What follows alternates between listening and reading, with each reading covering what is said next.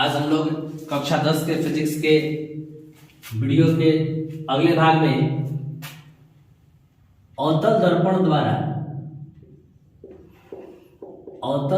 द्वारा रेखाओं के उपयोग जानेंगे। जैसे कि पहली स्थिति होती है कि जब प्रकाश की किरण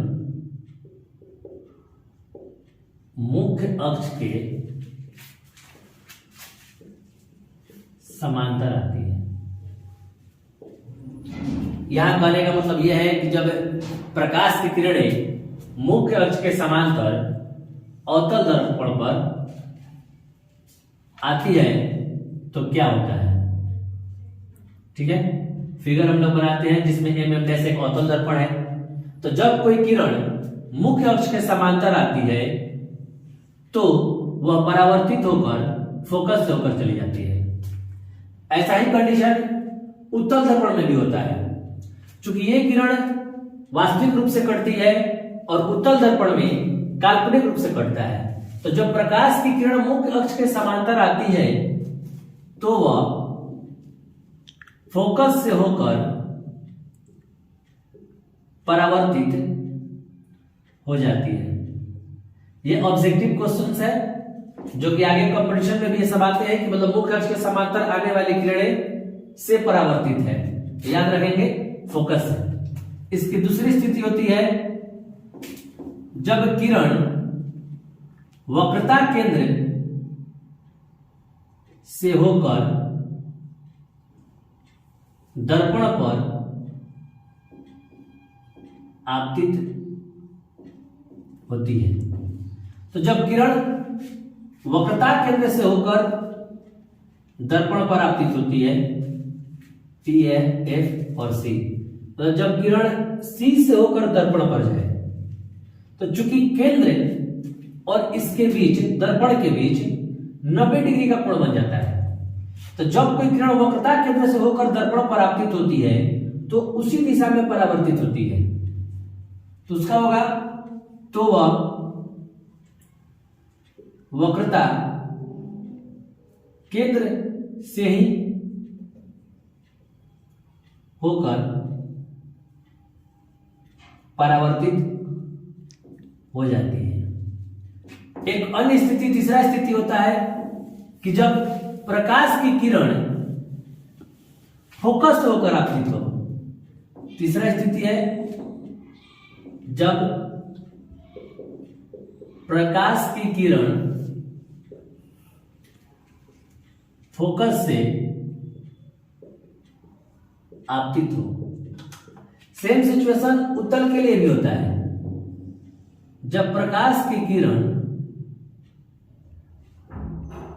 फोकस से होकर आपतित होती है, जब प्रकाश की किरण फोकस से होकर आपतित होती है तो वह मुख्य अक्ष के समांतर परावर्तित होती है।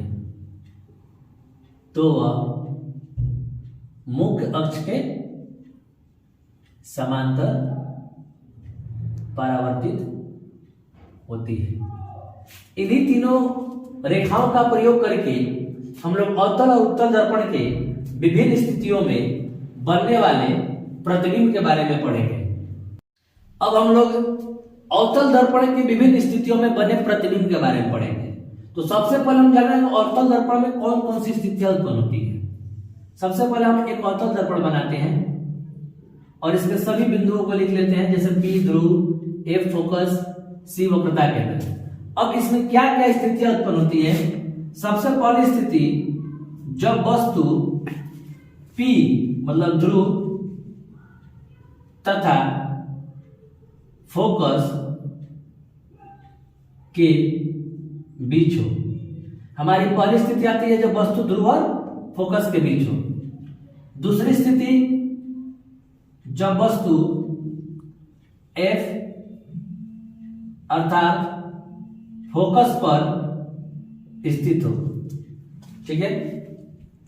स्थिति 3 जब वस्तु फोकस और वक्रता केंद्र के बीच स्थित हो। स्थिति 4, जब वस्तु वक्रता केंद्र पर हो। स्थिति 5, जब वस्तु वक्रता केंद्र तथा अनंत के बीच हो। और स्थिति 6, जब वस्तु अनंत पर हो। अब हम लोग इन 6 स्थिति में किसी वस्तु का बने प्रतिबिंब, उसकी प्रकृति, उसके आकार, इन सभी विषयों पर चर्चा करेंगे और देखेंगे कि यदि किसी वस्तु को ध्रुव और फोकस के बीच, या फोकस पर, फोकस और वक्रता केंद्र के बीच, या वक्रता केंद्र पर, या वक्रता केंद्र या अनंत के बीच, या अनंत पर रखने पर वस्तु का प्रतिबिंब कहां बनता है। अब हम लोग स्थिति 1 के बारे में बात करते हैं, जब वस्तु ध्रुव और फोकस एक के बीच स्थित होता है। जैसा कि फिगर में दर्शाया गया है कि एक वस्तु ए बी है जो कि ध्रुव और फोकस के बीच स्थित है, उसका प्रतिबिंब दर्पण के पीछे बनने वाले प्रतिबिंब होते हैं काल्पनिक होते हैं, और दिखाई दे रहा है कि वस्तु से क्या है, वो बड़ा है। मतलब जब वस्तु दर्पण और ध्रुव और फोकस के बीच स्थित रहता है, तब जब वस्तु दर्पण के ध्रुव और फोकस के बीच स्थित रहता है, तो उसका प्रतिबिंब दर्पण के पीछे काल्पनिक, सीधा तथा वस्तु से बड़ा बनता है। अवतल दर्पण के सिर्फ एक यही स्थिति है जिसमें वस्तु का काल्पनिक प्रतिबिंब बनता है। कभी कभी क्वेश्चन में आ जाता है कि अवतल दर्पण में किसी वस्तु का काल्पनिक प्रतिबिंब कहां बनता है, तो आप याद रखेंगे जब वस्तु फोकस और ध्रुव के बीच स्थित हो तब। अब देखेंगे स्थिति नंबर 2। स्थिति नंबर 2, जब वस्तु फोकस पर स्थित रहता है। अवतल दर्पण में जब वस्तु फोकस पर स्थित रहता है तो उसका प्रतिबिंब कहां बन रहा है, तो सी के पीछे इधर, कहां मतलब अनंत पर। ये दूर दूर तक, काफी दूर जाकर एक दूसरे को काटेगा। तो जब वस्तु ए पर स्थित रहता है तो उसका प्रतिबिंब अनंत पर, चूंकि ये दर्पण के सामने, अनंत पर दर्पण के सामने उल्टा, क्योंकि नीचे की ओर बन रहा है, और वस्तु से बहुत बड़ा बनता है। इसके बाद हम आएंगे स्थिति नंबर 3। स्थिति नंबर 3 है कि जब वस्तु को फोकस और वक्रता केंद्र के बीच रखा जाता है, तो जब वस्तु फोकस और वक्रता केंद्र के बीच स्थित होता है, तो उसका प्रतिबिंब वास्तविक, उल्टा तथा वस्तु से बड़ा बनता है। इसके बाद हम देखेंगे स्थिति नंबर 4। नंबर 4 में जब वस्तु वक्रता केंद्र मतलब सी पर स्थित हो। ये सामान्यतः 10th बोर्ड के एग्जाम में बार बार आने वाला है कि चित्र से इसका वर्णन करें, तो इसको काफी ध्यान देंगे।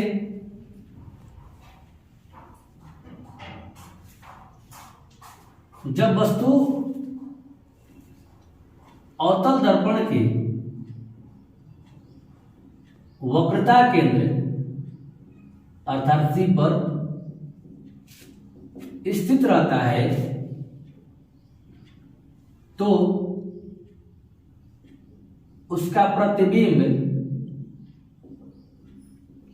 वक्रता केंद्र पर ही वास्तविक, उल्टा तथा वस्तु के बराबर बनता है।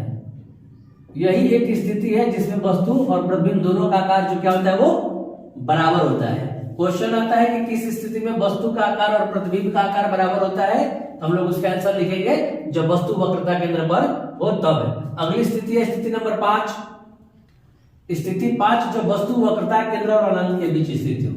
तो जब कोई वस्तु वक्रता केंद्र और अनंत के बीच स्थित रहता है तो उसका प्रतिबिंब वक्रता केंद्र और फोकस के बीच वास्तविक उल्टा तथा वस्तु से क्या बनता है छोटा। जब वस्तु वक्रता केंद्र तथा अनंत के बीच स्थित रहता है तो उसका प्रतिबिंब वक्रता केंद्र तथा फोकस के बीच वास्तविक उल्टा तथा वस्तु से छोटा बनता है। इसके बाद हमारे पास स्थिति आखिरी आएगी, मतलब 6 नंबर, कि जब वस्तु कहां हो अनंत पर हो। स्थिति 6 जब वस्तु अनंत पर हो। तो जब वस्तु अनंत पर स्थित रहता है तो उसका प्रतिबिंब फोकस पर वास्तविक उल्टा तथा बहुत छोटा मतलब क्या बिंदुवत, एकदम बिंदु के आकार का बिंदुवत बनता है।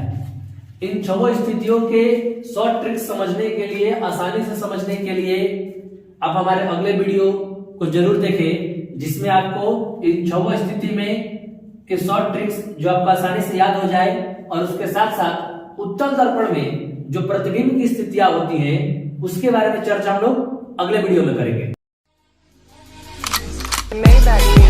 Can anybody out there hear me?